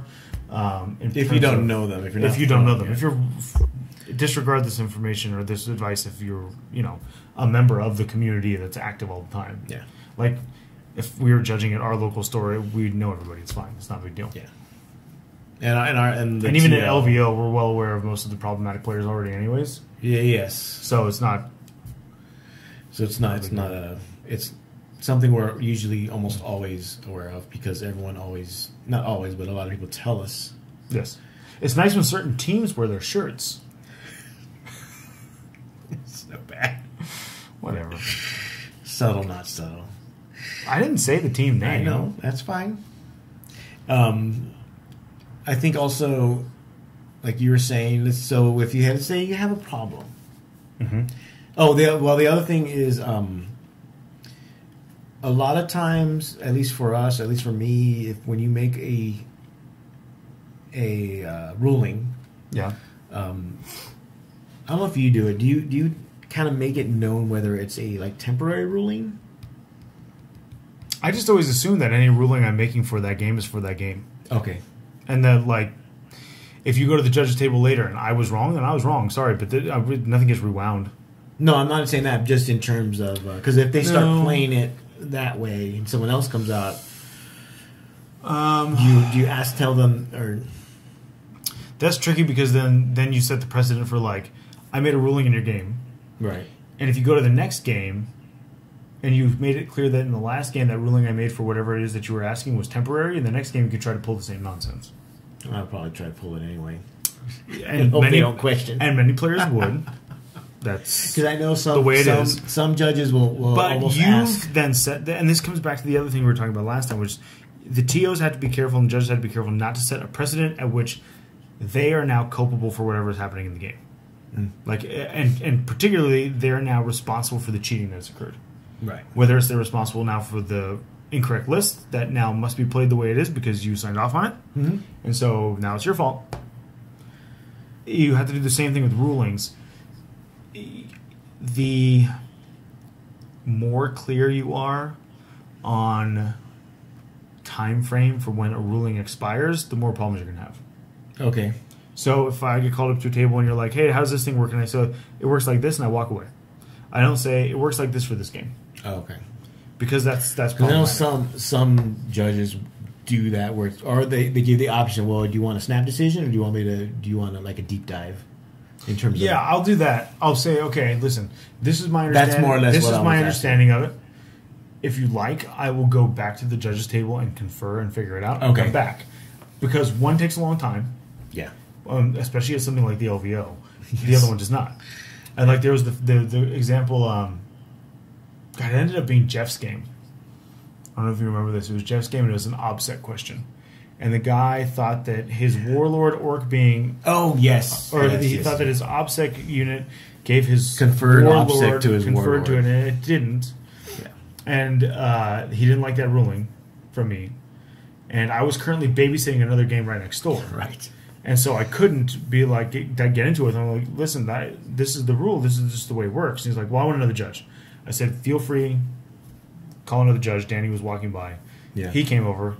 And he asked Danny. Danny gives the exact same answer. He goes, I don't like that. I want another judge. And so Danny was like, fine. And he went and got either you or Travis or maybe even both. I don't remember. And basically, like, the entire judge team. Yeah. Or it might have been you and Chris or you and Chris and Travis, somebody. Oh, it was probably Chris and Travis. Chris and Travis. So, like, 4 judges told him the same exact thing. No. But, like, that's a situation where I don't think I would get into that situation again, except the fact that I was currently babysitting a problem game, and so I happened to be right next door. So, yeah. Actually, that was when I first met Jeff, so I didn't even know him that well. Oh, okay. So you should have ruled against him. He wouldn't have known. He wouldn't have known against you. Yeah, but if I ruled against him, then I would have set a bad precedent for OBSEC being conferred to everything else. And OBSEC should not have been conferred. So, hey, my one OBSEC guy from my battle company makes all 50 of these Fenrisian wolves OBSEC. No, it does not, asshole. Oh, man. Okay. okay. Otherwise, so, for events, I don't know. I don't have much other advice. I think having the packet ready if you have to make the packet, yeah, having that ready and you just be whatever missions you're using, know them and be prepared to explain them. However, if you have 30 players, be prepared to explain it 30 times. And you need to be prepared for explaining things in the simplest way possible. Yes, and then be prepared for having to explain it again to the same person. I mean, that's just the way it is. Like, and I think I have more patience with that than a lot of other people do because I'm a teacher, right? And I constantly explain the same thing 15 times in a class. Oh yeah. So I think that that's something you have to be prepared for as a judge also, which a lot of people don't realize, is that you're going to get dumb questions. or what you perceive as a dumb question. There are never any dumb questions. I don't know. As a teacher, you know that. I disagree. I don't adhere to that theory at all. Theory? That is fact. I've gotten plenty of dumb questions in my time teaching. From students or parents? Or both? Everybody. All coworkers, parents, teachers, myself. I've asked dumb questions. I've asked a question and been like, God, that was stupid. But yeah, you have to be ready for the fact that you're going to have to answer questions multiple times, and you're going to have to thoroughly explain something that you think is blatantly obvious. Yeah. And other people will think it's obvious too just by reading the mission. You'll read a mission, and they'll go to score it, and they'll literally put their name in the spot where it says your opponent's name here. Oh yeah, a lot of your questions are going to be with the scoring. Yeah, and it's going to be stuff that you're just like, if you just read the packet, you should know this. But in some cases, they don't, and there's a lot of explanations for why they don't. They might be pissed off they lost, or they just, and so they're not. They might just not care. Yeah, they might just be one of those people that wants people to walk them through something. But they also might be not necessarily pissed off they lost. They might be just so ecstatic they lost that they won, that they filled it out incorrectly. They might still be hopped up on the fact that the last round was super contentious and like they pulled out that win and they're super happy because they're a really competitive person. I have no idea what that feels like. I don't get that way. They might be super annoyed. Yeah. They might be really annoyed at you. They might be really annoyed at their opponent. But be prepared to correct. They might be really annoyed that it's too hot. Yeah. They might be really annoyed that it's too cold. We're animals. We get annoyed at stuff. We do stuff for dumb reasons. Sometimes we're affected by things that are not readily apparent to you, who are the person that's currently annoyed at the fact that they can't read. But there's a lot of reasons for it. Especially during seventh, the way the scoring work, and it's gotten a lot better. It's not readily apparent to a lot of people, so they're a little confused. So just be prepared. Know how to score the mission, whatever missions you use. And just be prepared to explain them, again, multiple times to multiple people. Mm-hmm. Sometimes the same people multiple times. So. Yes. Well, and the other good thing about 8th is, especially if you're using the ITC Championship missions, is that they're more progressive scoring. So you're keeping score throughout on the sheet. Yeah. And so there's less errors in the final reporting because you know. And since both are doing it, they should be checking. They should be checking as they each go. Other. It's not like in the old days where like I had my 20-sided dice for my kill points. Yeah. And then 20-sided dice for your kill points. And then you had some way of tracking the kill points too. And I'm like, I have 18 kill points and you have 7. They're like, yeah, I have 7 and you have 4. And I'm like, what? Because my die here, yeah, but your die got bumped. And you're like, well, you didn't tick mark enough. And they have to go through this army sheet. Now, what about problem players?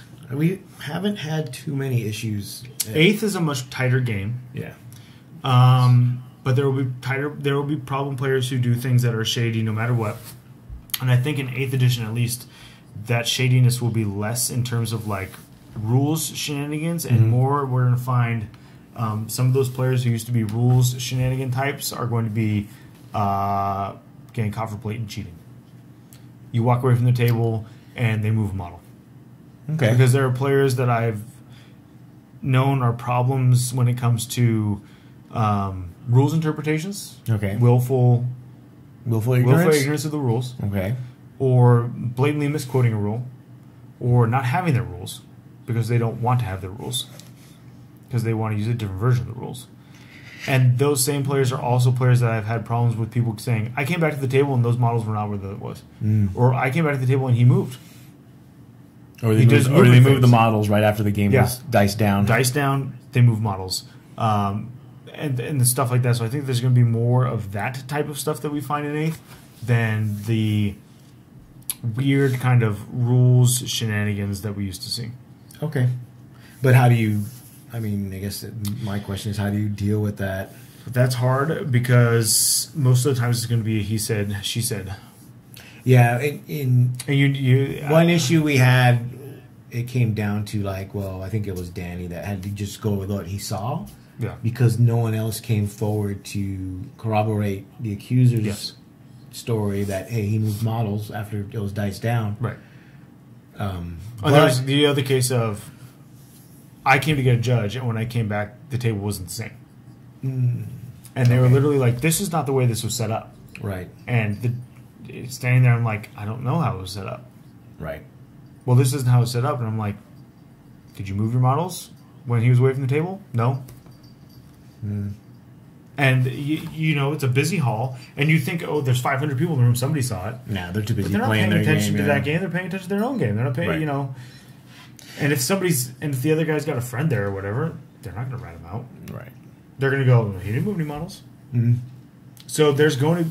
I'm not saying there will be situations like that. Hopefully, your group is a nice little group, and they like to play together, and they all know each other, and so that helps police the bad behavior. But if you do it long enough, if you do Yes. the TOing long enough, it's Yeah. it's probably going to happen.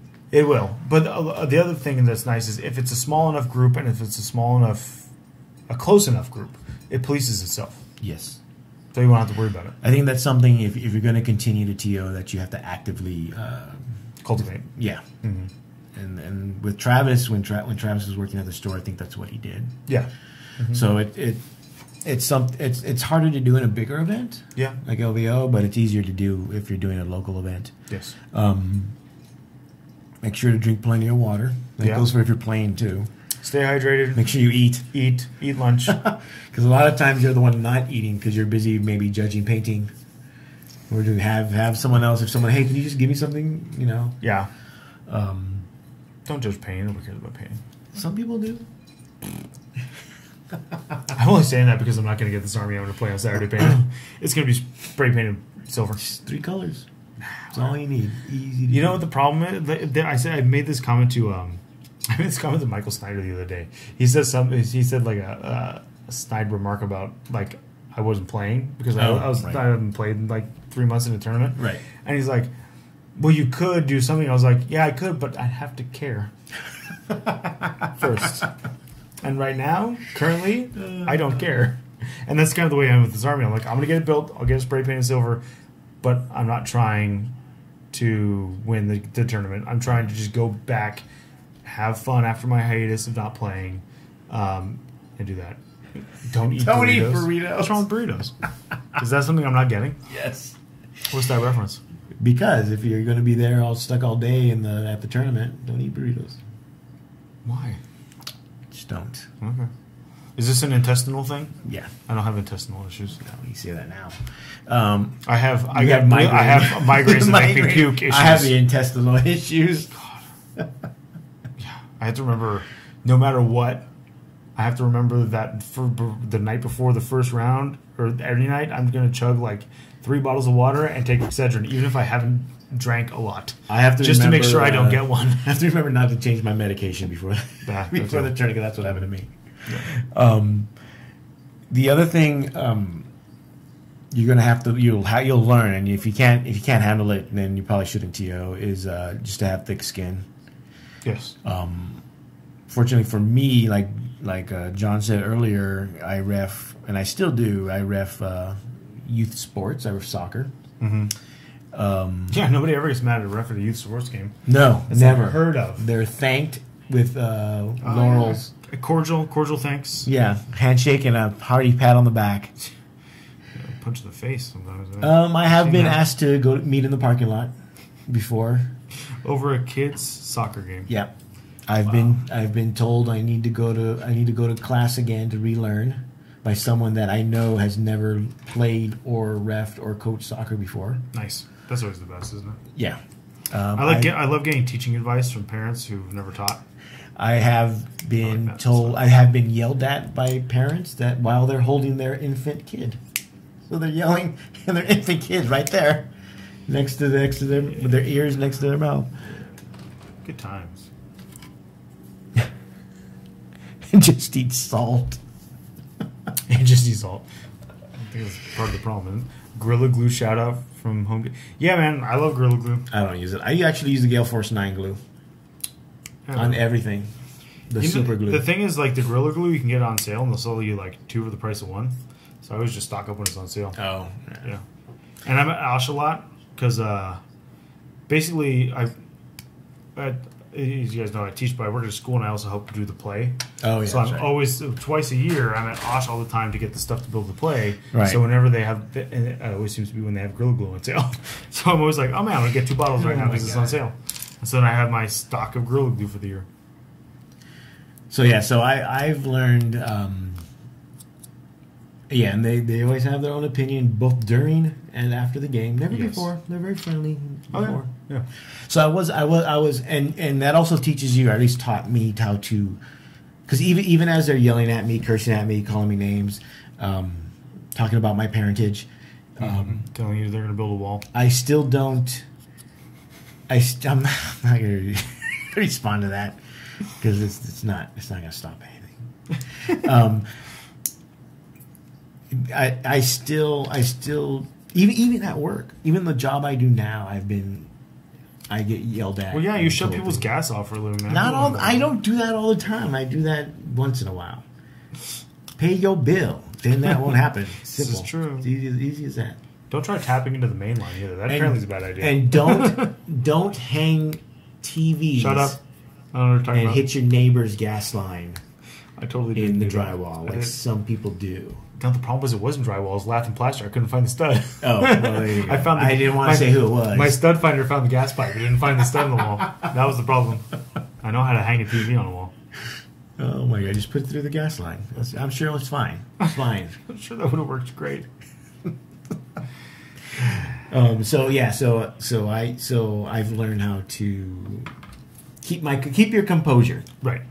I think that's what that. Keeping your composure is important. That and also, you have to is. just be aware that you're going to make a ruling, and sometimes people are going to come up to you afterwards and want to talk to you about it still, and tell you you're wrong. And even if you are wrong, it doesn't matter because you're right at that moment. Yeah, and that's another thing that if you coach or ref youth sports or coach youth sports, they'll tell you.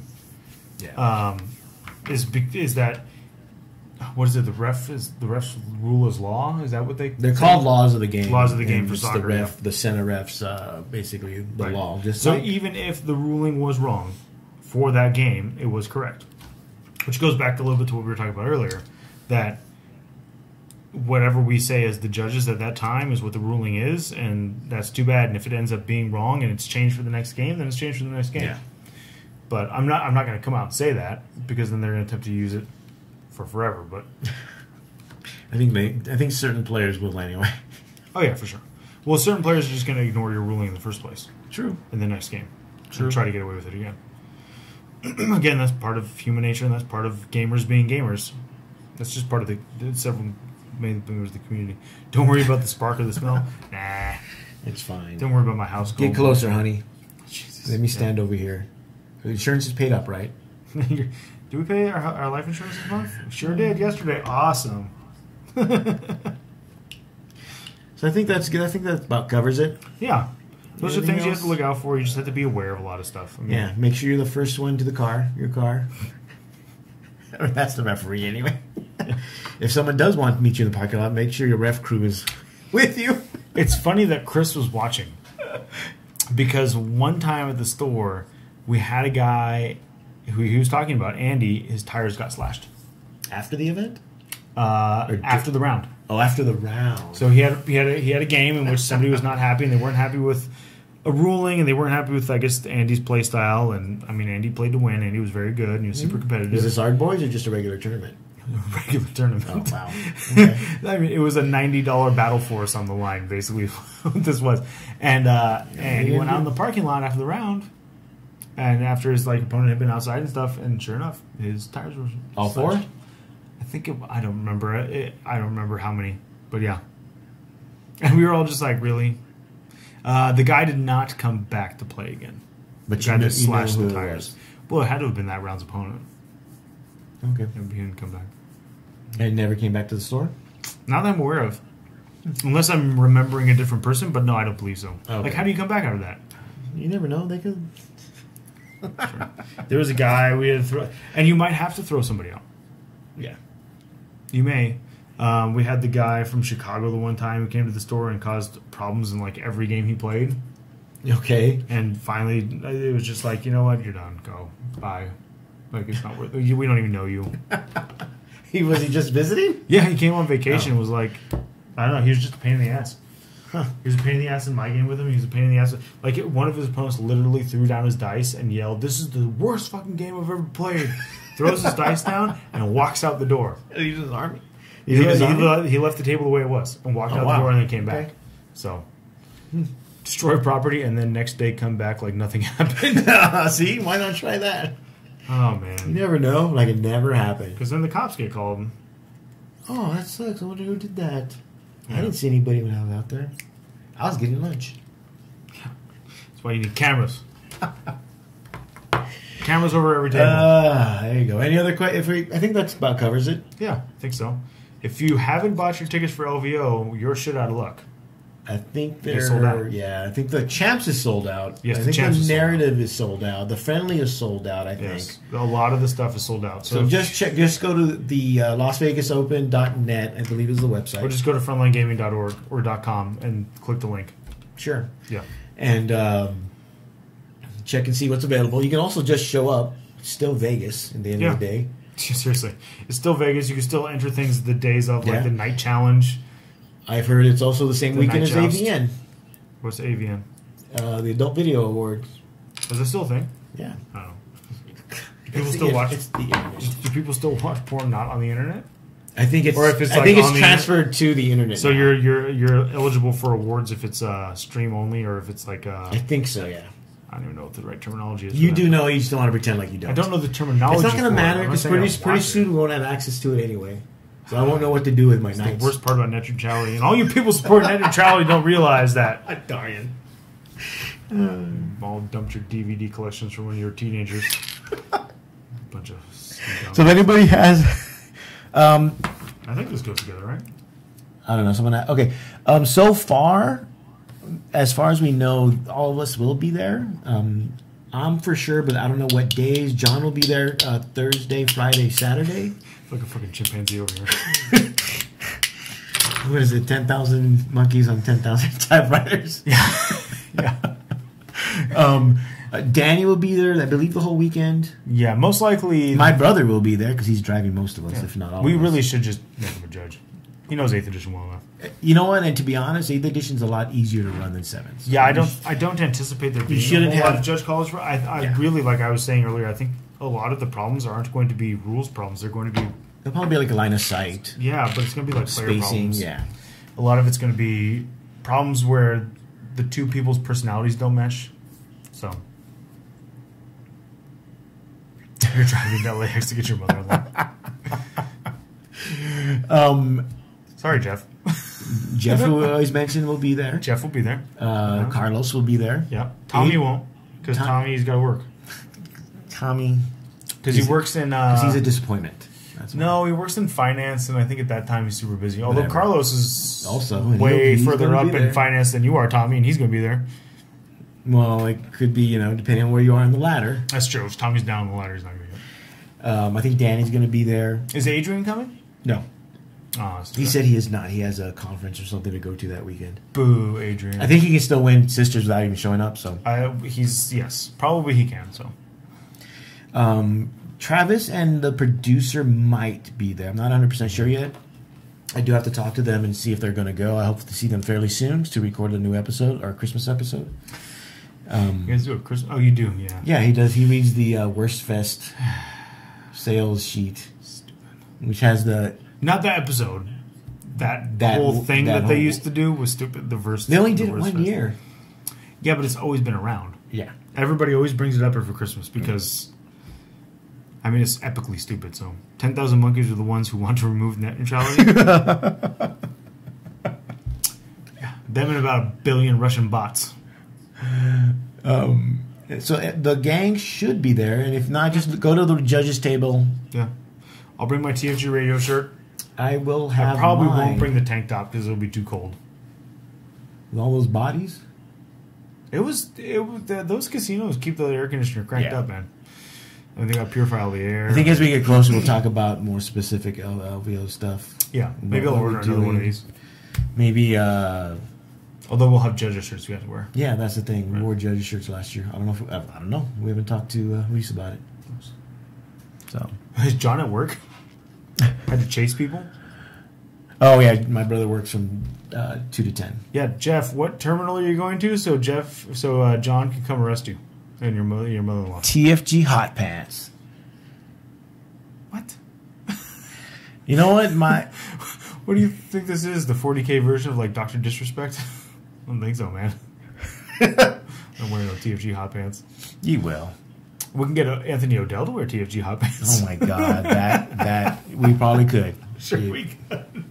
We can talk to him. I think Tony would have a better chance of getting him to wear something that had like the Hammerhead Games logo on it. Oh yeah, for sure. There'll be a lot of people. I mean, there's going to be tons of people at LVO. David Singer will be there.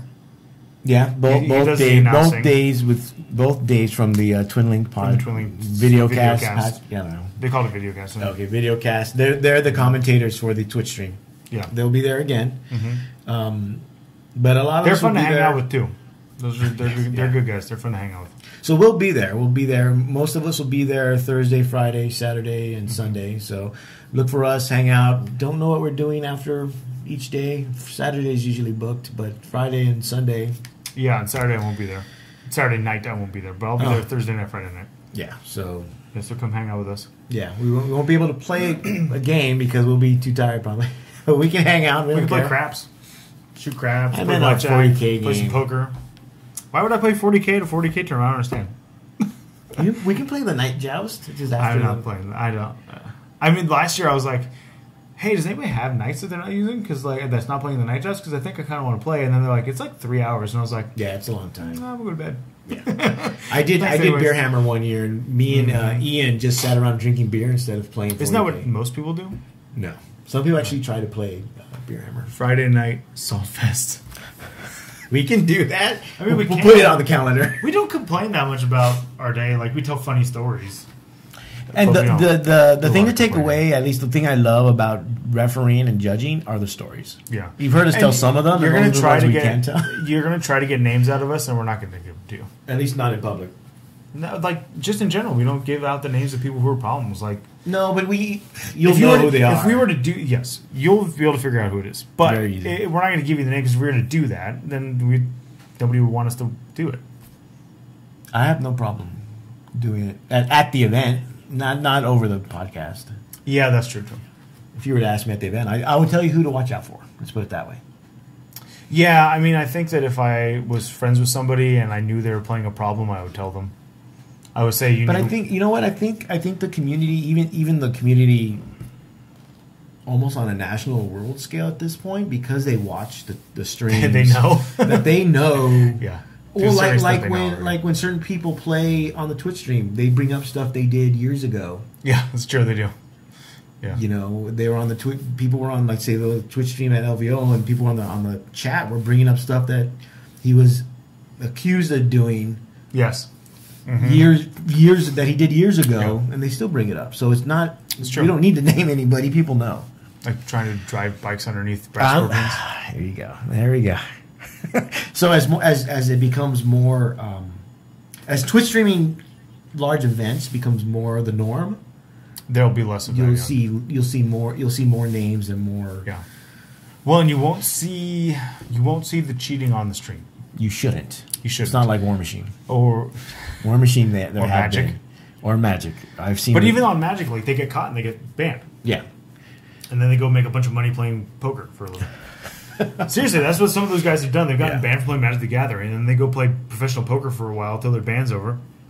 And for whatever stupid reason, they stop making a bunch of money playing poker, and they come back to play Magic the Gathering for a living. You're like, why? Yeah. But whatever. Hey, I do this, and I don't make any money off this, so who am I to judge? You're the perfect one to judge. You're a judge. Sure. So yeah, just part of the benefit of doing it, where like some people get store credit or whatever. Yes. But I mean, I just enjoy. I like the referee stuff. I do that for free. I only coach because my kid plays, and I did it for my nephew. But I do it for free, and I enjoy because I enjoy the situations. I enjoy. Way too nice of an uncle. I enjoy it's a lot of fun. Trust me, a lot the fun more than makes up for the verbal fun. But it's. I enjoyed coaching. I could not do it. I could not ref. Yeah. Not soccer. I like, but maybe because I feel like I don't know the rules well enough to coach soccer or like to ref soccer. Like coaching. Trust me, most of the parents don't know either, so you're fine. Right. So my favorite was the guy this year yelling from the side, a parent from the other team, yelling from the sideline. That's a foul! That's a foul! And we're at the level Edwin plays at, they don't call fouls. Really? Like, you have to have done something totally egregious for them to blow the whistle and stop the game. Like if a kid's learned to slide, which he did, and so they I had to tell Edwin, stop sliding. You're not allowed to do that at this level. No, he picked it up from watching it on TV, and he's just doing it. And see, TV's a bad influence. It is. TV's a terrible influence. Don't watch the stream. We're a terrible influence. But like, so they're not supposed to stop the game. So the referee actually turned to the parent after like his coach did, and after I did, we're like, that's not a foul. The kid is too young to kick and not kick the other kid. Yeah, like he was kicking towards the ball, but he didn't hit the ball. You're professional. We don't do that. Like, and so like getting that through people's heads, I think would drive me nuts if I was a ref. Having people screaming at me this thing, and I'm like, that's not a rule. You just throw them out. Do that. That's part of the job too. So. It would really be cool if there was a TFG hangout night at LVO. We can do one. Sure. We'd have to. It'd probably be Friday. Do it at a bar where you can buy us drinks. That is at the hotel bar. We always hang out there. We do. To be honest, we always end up at the hotel bar on at least Friday, Saturday night. Yeah, and I think that this year, you guys will recognize this more because we do this. Yeah. And like everybody's been on this. So it wasn't like last year where like people were coming up and if we had the TFG shirt or we had like a certain thing on, they'd be like, "Oh, are you guys from TFG?" Like the Swedes, remember the Swedes? Yeah, they recognize somebody's voice. I think they recognize Travis's voice or your voice or something. Yeah, so just actually we'll probably have the TFG shirt on for sure. At least I'll wear it one night. I'll wear it Friday night. That's fine. I'm not driving anywhere, so nope. And if I'm going anywhere outside the hotel, I'm taking an Uber, or taxi. Or taxi, yeah. Friday night, Thursday or Friday night. I'll talk with everybody else and we'll post it up and see about doing probably Thursday or Friday. Yeah. Usually we'll probably after dinner, which is usually when we hang out. Yes. Yeah, we usually go straight from the event, change, go to dinner. Yeah, and then after dinner we usually actually end up hanging out at the bar. That's the Swede. He's saying. Okay. There you go. Nice. All right. Cool. Wow. Glad you're with us. Yeah, that was very cool for us that you guys recognized somebody's voice and were like, "Hey, aren't you these people?" Yeah, that was cool. Hopefully, they tried the machine gun range. Oh, that's right. We suggested the machine gun range. Did you try the machine gun range? Nothing says America like a 50 cal. Yeah, and you can always stop by the judges table and see us too, so you can figure out who we are. For a list tech looking to start a guard army with my extra bonus. Yeah, you can just send it to us and we'll look at it at the next we'll Twitch talk about stream. the next podcast, whichever one comes next. Yeah. Because we're going to wrap up here right now. But yeah, send it to us either send via it Facebook Messenger or email. Or that being said, we will wrap it up. Mm-hmm. Don't forget, like Lord Draconis said. Okay. Cool, okay. We'll copy that and look at it. You can send us a list or question or comment or whatever to tfgradiopodcast@gmail.com. Yep. You can also, don't forget to look us up on Facebook. Just look up TFG Radio. Make sure to like the page or even just follow the page. And whenever things come up, like I guess we're doing a meetup all of a sudden. Cool. So we'll work on those details. Don't forget the Patreon. The contest is going on. So everyone that contributes a dollar amount every month until February 1st gets a ticket, an entry in the contest, going back as far as July. And there'll be a bunch. If you look on the pin post on Facebook, it lists all the prizes. Mm-hmm. I'll bring the dice tower probably next time we Twitch, so I can show it off. Show it off. Yeah, cool. It is cool. The dice tower is neat. Hey, Guru Banana. Let us know on Facebook what day you're going to go this year to the machine gun range. So you can go? I'm not going to say that live on stream where my wife might hear it. But let us know. Because I would not be opposed to shooting a Tommy gun. Oh, yeah. We mean Danny with us. Danny. That's the PUBG in me. Oh, okay. Because I'm one of those guys that likes to play with the Tommy gun because I suck at the game. Oh, okay. Well, so it doesn't matter that I play shitty guns. I just like the Tommy gun because of the gangster movies and all that other stuff. Yeah, you know. Get it with that front stock and the drum mag, and sit there and pretend you're mowing people down on the St. Valentine's Day Massacre. I would probably want to do at least an AK. Although I think the St. Valentine's Day Massacre was shotguns. Results the same. Yes, I'm just saying. for historical accuracy from the history teacher guy. I think that it was. No, shotguns. I think it was Tommy guns because I have the Tommy gun. I'll guess you can borrow it if you want. I have the Tommy gun Osprey book that talks about okay, the cool. development of the Tommy gun. I'm gonna have to look that up now. It's gonna bother me. I'm gonna look it up later when we're done. Okay. You can also, like I said, go to Patreon. We're still trying to figure out what we want to do for Patreon members. So if you have any suggestions, just send us an email. Also, look this up. I'll have this up on iTunes. For those of you that listen to iTunes only and may not catch the Twitch stream, because we do come on kind of late. Because, I work now, and you have some responsibilities or something. I do. I have stuff I do. Just come on there. Leave a review. If you want to, leave a written review. That's always helpful. Mm-hmm. Also, I believe that's it that I think of. No, Chris, I just mentioned PUBG because we were talking about shooting actual guns. So yeah, I play PUBG with Chris. Oh, okay. So he knows I'm one of those guys that likes to play the Tommy gun. Oh, okay. So we're talking about the Tommy gun, that's all. I can never do sniper rifles. Never ask me to be a sniper. No, that's why I like playing groups, like particularly like I play groups with Chris. And then if I find he knows, if I find like a sniper rifle or I find like a really good scope, okay. I'm like, okay, who wants it? I'll pick it up for you. Who wants it? They're porting it over to Xbox console. Yeah, but I think I'll continue playing it on PC. I can't see how they can port it over. I think they're going to probably limit certain. Like I don't know how the picking up and like equipment mechanics will work, and like I don't understand. Like I'll let you know because I'll probably get. Well, I'm sure I'll get it. It's not going to be that expensive because because they're doing a pre-buy. Yeah, and the whole game is like an open beta test basically. Yeah. All the time. Yeah, but so I'm sure I'll get it for Xbox and we can play. So if you want to see us on it, at least me Danny on Ruiz Xbox. play. Danny has an Xbox. Mm-hmm. He's saying me for the sniper rifle stuff. Oh yeah. I usually play. I don't like Fortnite.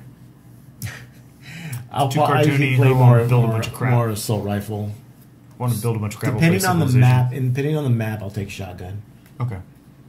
But we'll see. I'm actually looking forward to PUBG on the console. Cool. Yeah. Once we play, we'll figure it out. I'll figure out how to hook my Xbox up through the HDMI capture card and stream it. You can stream it through your Kinect. You can, but then there's not like the little. You can't do it like with this where there's like the camera of you. No, you have to do it through Xbox. My brother-in-law does it with Destiny, so I can ask him. So. Yeah. Although I need a Kinect. My Kinect doesn't work, so it probably won't be cross-platform. No. No, I doubt it. There's very few games that do that. Yeah. I always wished Overwatch would have been cross-platform, but it wasn't. Overwatch just didn't grab me. I loved Overwatch. I still play. I even got it for PC because I like it so much. But yeah, with that, I don't think we have much else. I think that's it. Thanks for the PUBG. The sidebars. Yeah. We're gonna finish our 40K podcast talking about a computer game. Well, they just announced Betrayal of Calf video game. Oh, really? Mm-hmm. What kind of game? Strategy or shooter? It's just like, I guess, the board game. So it's probably a hex game or... That'd be cool. So you may want to get that or look at that and check that out for the article. Yeah, that'd be cool. Speaking of which, now that I remember, the website. Oh, yes, the website. TFGradio.com. It's a little slow going into the holidays. So we're all busy. Everything's going to kind of slow down right now. So. And it'll slow down also after when we have to start getting ready for LVO. Yeah, so don't expect... We'll probably do maybe one or two... We'll probably do more of the Twitch than I will with Travis, because we'll probably do a Christmas episode and probably take a break until after Well, he'll probably have to work extra if he's going to be able to go so that he can get the time, So the main show will probably take a break. We hope to have the new show up by maybe after LVO with Jeff and Alan and Carlos, yeah. And then for the Twitch, we may be able to do one more before the new year at the very least. Yeah, we should. More. Well, because I don't get off until right before Christmas. Well, we'll do at least one, maybe a couple before LVO. Yeah. We'll talk about the meetup. Yes. Like a D&D meetup. We'll figure out a meetup. We're LARPing, right? It's a meetup LARP? I'm not LARPing. I have my elven slut dress, enchantress dress ready. If you fucks show up dressed to LARP, I swear to God, I'm going to turn around and walk away. And we're doing Vampire the Masquerade. I might just rip this shirt right off and leave. I don't know you people. I'd rather walk around with my undershirt on than be seen with people with their foam swords and LARPing. Which wouldn't be out of place in Vegas. You walking around with just... Yeah, it'd be fine. Like, I totally fit in until I got to my room to put my other shirt on and then come back downstairs and gamble and fuck all you people and your stupid LARPing nonsense. Oh, I can't wait till... I hope Thomas doesn't watch the show because I really like Thomas and Thomas LARPs. So, Thomas, I'm sorry. I don't mean to... But seriously, I'm not doing that. No, if you come dressed up as like a she-orc warlock, our friendship's going to have issues. That being said... On that note, on she-orc LARPers... Good night, everybody, and I'll see you next time. Or we'll see you next time. Yeah, we will. We'll see you next time. We hope you enjoyed this presentation from TFG Radio. For more videos, podcasts, and Twitch casts, visit tfgradio.com, and be sure to follow us on Facebook and Twitter. To receive notifications of what we're up to and when we go live on Twitch, follow us on Twitch, and give us a sub if you like. The best part about Twitch is you can be a part of the episode through our chat while we're live on the air. Thanks for watching, and we'll see you next time.